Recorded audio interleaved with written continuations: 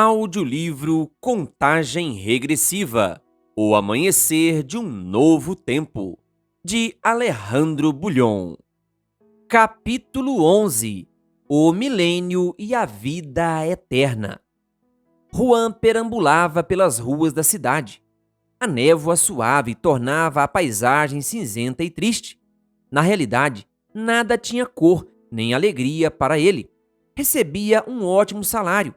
Tinha uma casa confortável e uma linda família, mas vivia atormentado havia meses por uma angústia sem fim. Não era feliz. Passava noites inteiras se revirando na cama sem poder dormir.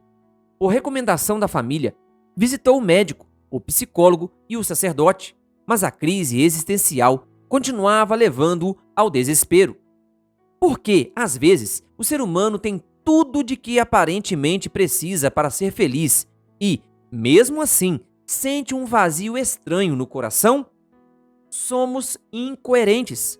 Somos frágeis por dentro, mas gritamos para esconder a nossa fragilidade. Machucamos as pessoas que amamos. Ferimos o próprio corpo na louca corrida por um pouco de felicidade. Buscamos amor nos prazeres sensuais, e isso nos faz sentir repugnantes. O passado nos atormenta. São lembranças que batem e revolvem o mundo da consciência.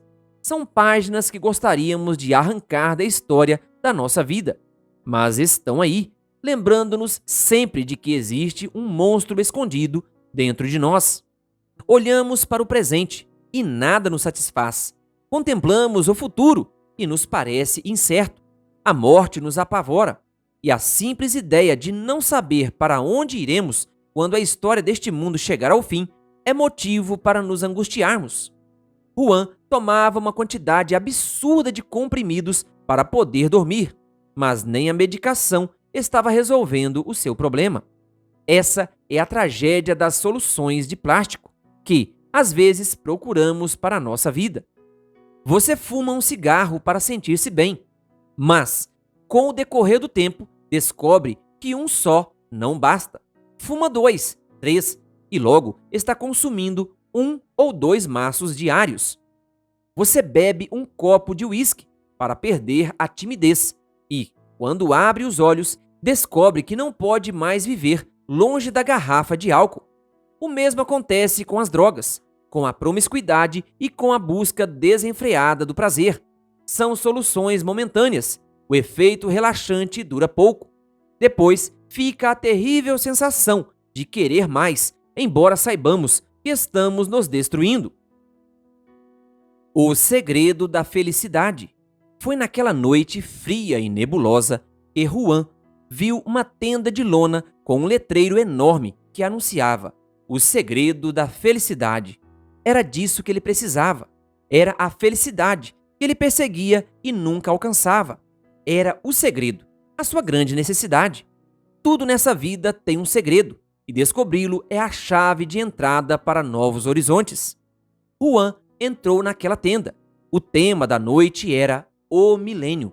Essa palavra perturbou muitas pessoas, especialmente no fim do século XX. Parecia uma palavra misteriosa. Então, como um assunto tão estranho poderia se referir ao segredo da felicidade que se anunciava na entrada daquela tenda de lona? O milênio. Na Bíblia não está registrada a palavra milênio. Está registrado, sim, um período de 1000 anos, ao qual chamamos de milênio. O texto diz assim: Então vi descer do céu um anjo que tinha na mão a chave do abismo e uma grande corrente. Ele segurou o dragão, a antiga serpente, que é o diabo, Satanás, e o prendeu por 1000 anos. Lançou-o no abismo, fechou e pôs selo sobre ele, para que não mais enganasse as nações até se completarem os 1000 anos. Depois disso, é necessário que ele seja solto por um pouco de tempo. Apocalipse 20, versículos 1 a 3. Essa profecia anuncia que o diabo será preso por um período de 1000 anos, nos quais não poderá enganar mais ninguém. Como acontecerá isso? Para compreender essa passagem bíblica, é melhor ter em mente o quadro completo a partir da vinda de Cristo. O apóstolo Paulo fala claramente da ressurreição dos justos no momento da volta de Jesus. porque o Senhor mesmo, dada a sua palavra de ordem, ouvida a voz do arcanjo e ressoada a trombeta de Deus, descerá dos céus, e os mortos em Cristo ressuscitarão primeiro. 1 Tessalonicenses 4, versículo 16. A promessa da ressurreição por ocasião da volta de Jesus é para os mortos em Cristo, todos aqueles que, em vida, aceitaram Jesus como Salvador e obedeceram à sua palavra. Você tem certeza de que Jesus é uma realidade em sua vida? Ou ele não passa de um crucifixo pendurado no pescoço, como se fosse um amuleto? Você permite que Jesus controle sua vida? Se a sua resposta for sim, então não tenha medo da morte, porque ela será para você apenas um sono do qual despertará por ocasião da vinda de Cristo. As duas ressurreições. Agora surgem algumas perguntas naturais. O que acontecerá com os que morreram sem Cristo? O que sucederá com as pessoas que rejeitaram seguir Jesus e obedecer à sua voz e que morreram antes da sua volta? A Bíblia fala de duas ressurreições. Não fiquem maravilhados com isso, porque vem a hora em que todos os que se acham nos túmulos ouvirão a voz dele e sairão, os que tiverem feito o bem para a ressurreição da vida, e os que tiverem praticado o mal para a ressurreição do juízo. João 5, versículos 28 e 29. Você percebe como uns ressuscitarão para a vida e outros para a morte? Evidentemente, por ocasião da volta de Jesus, ressuscitarão apenas os justos, que tiveram uma vida de amizade e companheirismo com ele. O Apocalipse revela esse fato com as seguintes palavras: Bem-aventurado e santo é aquele que tem parte na primeira ressurreição. Sobre esses, a segunda morte não tem poder. Pelo contrário, serão sacerdotes de Deus e de Cristo e reinarão com ele os 1000 anos. Apocalipse 20, versículo 6. Aqui se fala de uma primeira ressurreição, da qual participarão somente os justos. O Apocalipse revela ainda que os ímpios também ressuscitarão, mas por um breve período, logo após o milênio. Os restantes dos mortos não reviveram até que se completassem os 1000 anos. Apocalipse 20, versículo 5. Arrebatamento visível. Vimos que, ao soar a trombeta com o anúncio da volta de Jesus, os mortos em Cristo ressuscitam. E os vivos, o que acontecerá com eles? Eles também terão dois destinos diferentes. Vejamos o que diz Paulo com relação às pessoas justas que estarão vivas por ocasião do retorno de Cristo. Depois, nós, os vivos, os que ficarmos, seremos arrebatados juntamente com eles, os justos ressuscitados, entre nuvens, para o encontro com o Senhor nos ares. E assim estaremos para sempre com o Senhor. 1 Tessalonicenses 4, versículo 17. Como vimos em capítulos anteriores, são essas pessoas que compõem o grupo simbólico de 144 mil salvos. E que fim terão aqueles que estiverem vivos naquela ocasião e que não aceitaram Jesus como Salvador? A Bíblia responde a essa pergunta da seguinte maneira: assim como foi nos dias de Noé, será também nos dias do Filho do Homem. Comiam, bebiam, casavam e davam-se em casamento, até o dia em que Noé entrou na arca. Veio o dilúvio e destruiu todos. Assim será no dia em que o Filho do Homem se manifestar.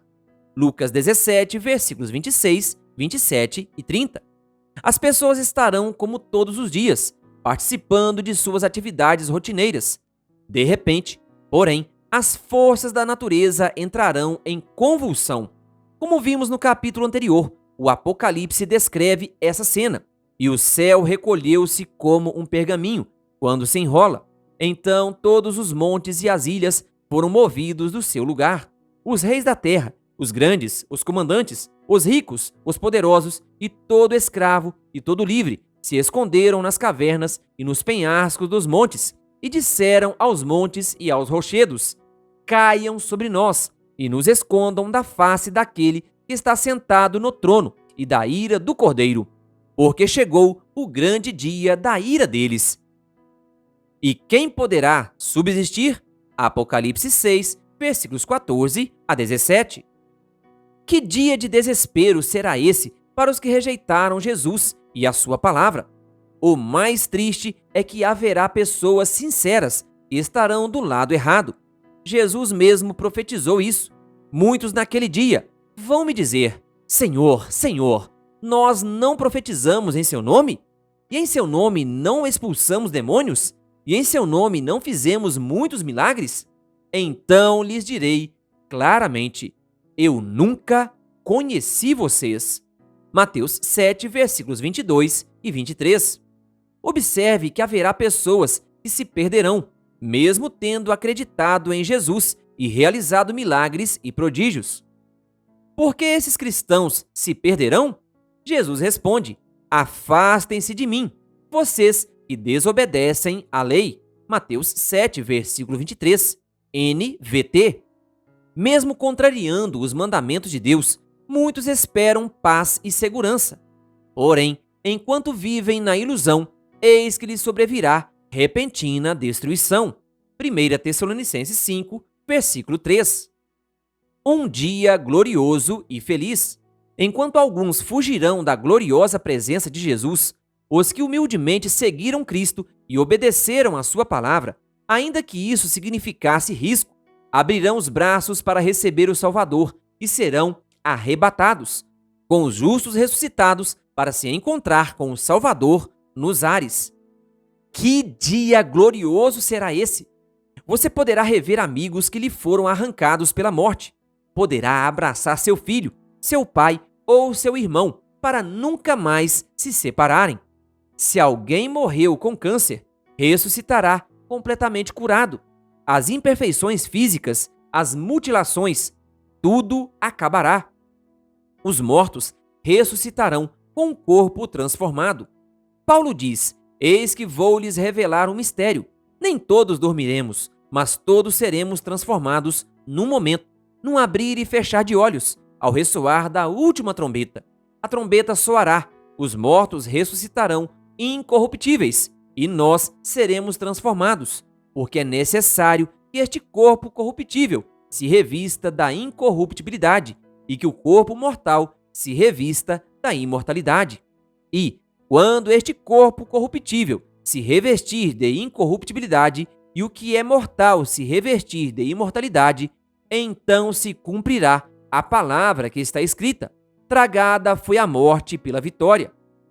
Onde está, ó morte, a sua vitória? Onde está, ó morte, o seu aguilhão?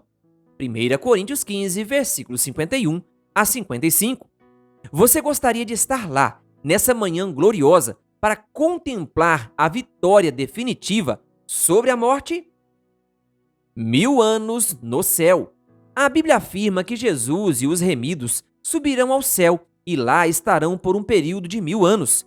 João os descreve assim no Apocalipse: depois destas coisas vi, e eis grande multidão que ninguém podia contar, de todas as nações, tribos, povos e línguas, em pé diante do trono e diante do Cordeiro, vestidos de vestes brancas, com ramos de palmeira nas mãos.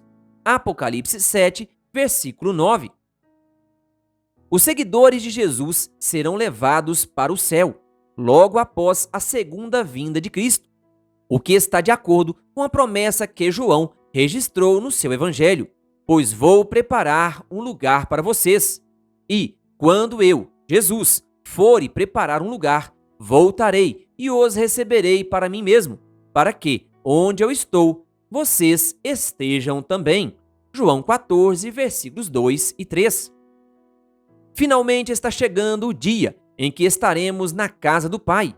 Com certeza, olharemos de um lado para outro, tentando encontrar velhos amigos, e teremos muitas surpresas.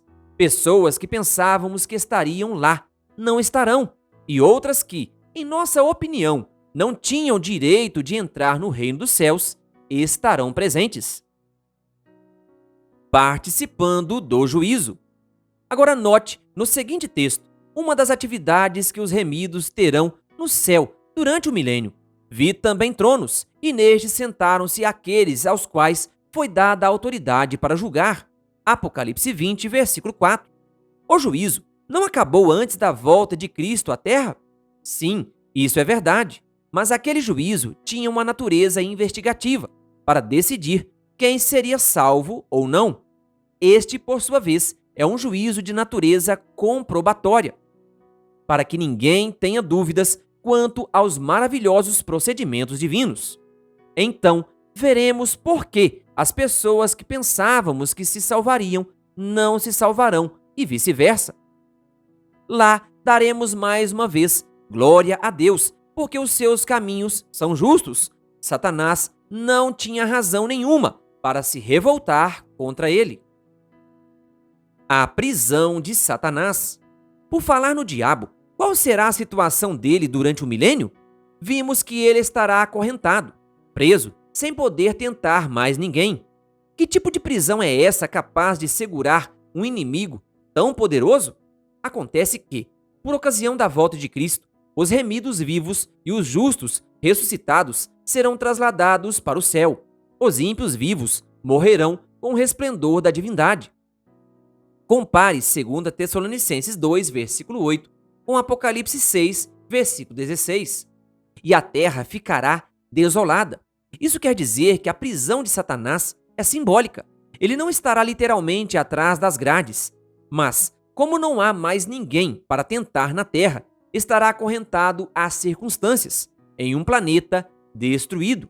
Então, quando esse período de 1000 anos acabar, os mortos ímpios de todos os tempos ressuscitarão. Ver Apocalipse 20, versículo 5. A última batalha. Podemos perceber que o início e o fim do milênio são marcados por uma ressurreição. A primeira, dos justos, e a segunda, dos ímpios. Ao mesmo tempo em que os ímpios ressuscitam, Satanás é solto novamente, por um pouco de tempo.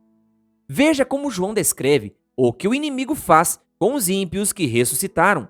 Quando, porém, se completarem os 1000 anos, Satanás será solto da sua prisão e sairá para enganar as nações que estão nos 4 cantos da terra, Gog e Magog, a fim de reuni-las para a batalha.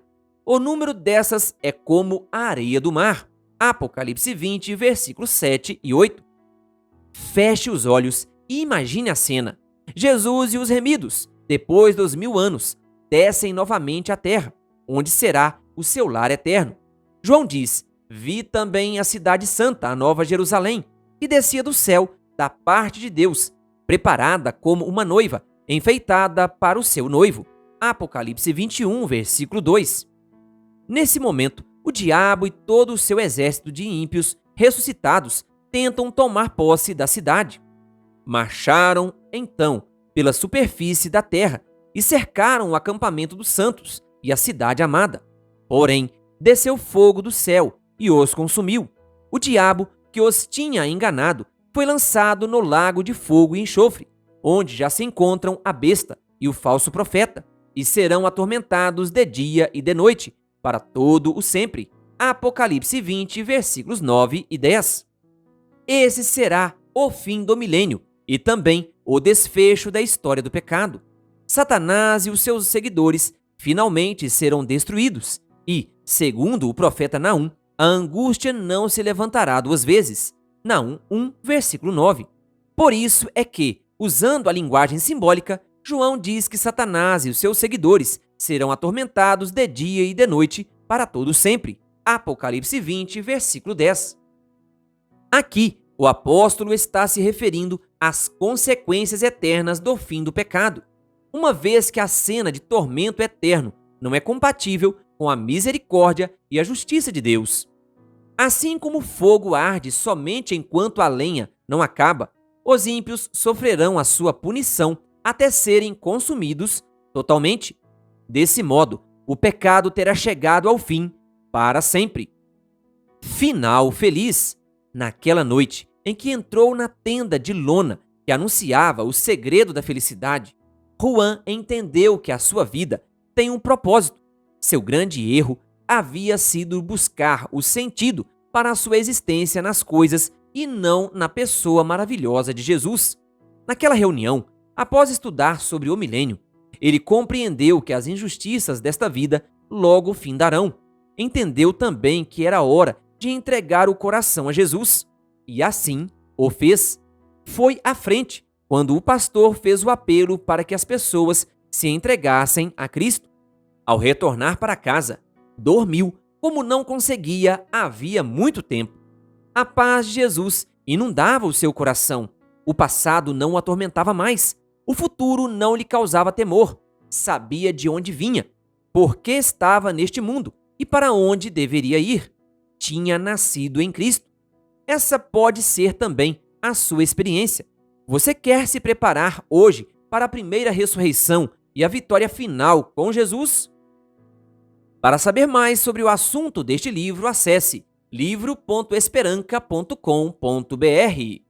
Querido ouvinte, que Deus lhe abençoe. Se você ainda não é inscrito em nosso canal, então se inscreva e ative o sininho das notificações. Canal O Bom da Bíblia, compartilhando a Palavra de Deus.